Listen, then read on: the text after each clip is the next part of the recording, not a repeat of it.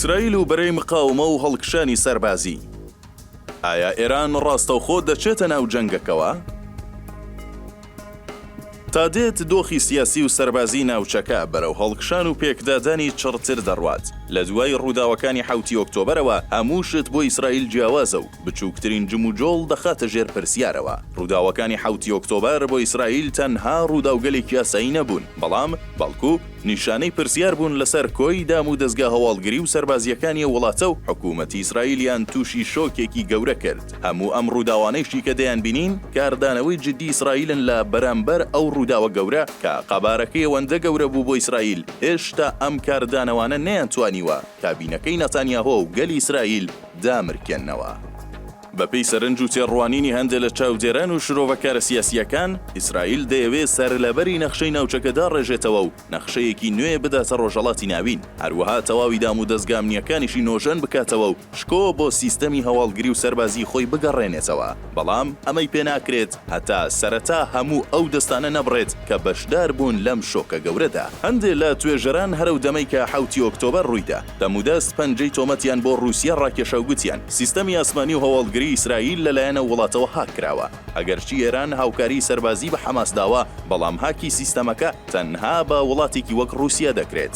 ئەمەیش لە کارزانەوەی رووسیا بۆ شەڕی باخموت کە مۆساد ڕۆڵێکی گەورەی هەبووە لە دزەپێکردنی زانیاریە سەربازیەکانی رووسیا بۆ ئۆکرانیا. بەڵام هەر زوو بەرەی مقاومە جەنگەکەی کردە جەنگی خۆی و هەڕەشەکانی بۆ سەر ئیسرائیل تێکەڵ کردەوە بە گوتاری سڕینەوەی ئیسرائیل و وێرانکردنی. ئەمەیش بوویە مۆتەکەی حکوومەتەکەی نەتانیاهۆ. پاش چوونە ناو غەزە و وێرانکردنی هەموو باڵەخانەکانی بەسەر یەکدا و دروستبوونی قەیرانێکی گەورەی مرۆیی و هەڵکشانی دەنگی ناڕەزایی جیهانی لە بەرانبەر ئەم ڕووداوە گەورانەدا، ئیسرائیل کەوتە دۆخێکی شەرمەزاریەوە. بەڵام هەر زوو پاشەوەی ئیسماعیل هەنیە لە ناو تارانی پایتەختی مقاومەی کرد ئامانج تەواوی هاوکێشەکانی گۆڕی و دۆخەکە بە بارێکی تردا گۆڕا. دوایەوەیش زنجیرەیەک لە بەرپرسانی بەرەی مقاومەی کرد ئامانج کە گرنگترین و هەستیارترینیان حەسەن نەسڕوڵڵا بوو. نەسڕوڵڵا بۆ بەرەی مقاومە بزوێنەر و داینەمۆیەکی گەورە بوو. هەر بۆیە سڕینەوەی ئەم مۆهرە شۆکێکی زۆر گەورە بوو بۆ ئێران و لایەنگرەکانی. هێشتا بەرەی مقاومە لە ناو پرسەی بەرپرسە گەورەکانی دایە و شۆکی ئەو زنجیرە کوشتنە بەری نەجاوە. کاچی نەتانیاهۆ بە فەرمی چووە ناو خاکی لوبنانەوە و بەرەیەکی دیکەی جەنگ لە ڕێی وشکاییەوە دەکاتەوە.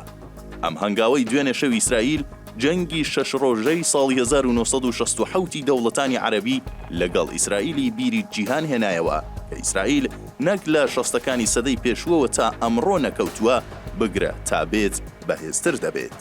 ئەوەی لە هەموو سەیرترە ئەوەیە کە هەموو ئەم ڕووداوە هەستیارانە وایان لە ئێران نەکردووە ڕاستەوخۆ بوێری ئەوەی هەبێت بێتە ناو جەنگەکەوە.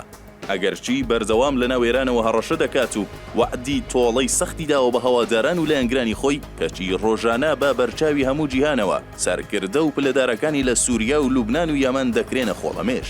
بەڵام هێشتا ئێران هەر لە هەوڵیەوەدایە کە ڕاستەوخۆ نەچێتە ئەم جەنگە هەستیارەوە لەگەڵ ئیسرائیل.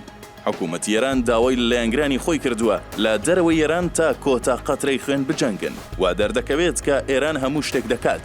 بەمەرجێ ڕاستەوخۆ نەیەتە ناو جەنگەکەوە. فواد سینوار وەزیری پێشتری لوبنان بە زمانی تەنزەوە دەڵێت کۆمەری ئیسلامی ئێران ئامادەیە تا کۆتا سەربازی خۆی لە لوبنان لەگەڵ ئیسرائیلدا بجەنگێت. واتە بە هیچ شێوەیەک ئامادەنیە ڕاستەوخۆ بچێتە ناو جەنگەوە. هەر ئەمڕۆ ناسر کەنعانی و تەبێژی وەزارەتی دەرەوەی ئێران گوتی ئێران بێدەنگ دانانیشێ بەرامبەر ئەو دەستدرێژیەی دەکرێتە سەر ئاسایشی نەتەوەیی و بەرژەوەندیەکانی. هەر بۆیە هەموو ئەو قاچانە دەبڕێت کە بێنە ناو خاکەکەی، نابێت توانەکانی ئێران بە گاڵتە سیر بکرێت.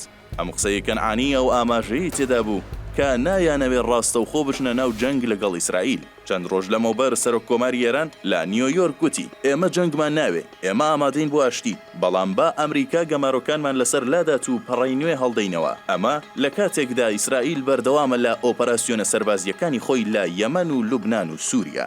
زۆر کەس کاشیکردنەوە بۆ ڕووداوەکانی جەنگی ئیسرائیل و بەرەی مقاومە دەکەن پێیان وایە ئەم جەنگە تەنها جەنگێکە لە نێوان ئیسرائیل و بەرەی مقاومە، بێئاگان لەوەی کە لە ڕاستیدا هەموو جەنگەکان پەیوەندی ڕاستەوخۆ ناڕاستەوخۆیان پێکەوە هەیە.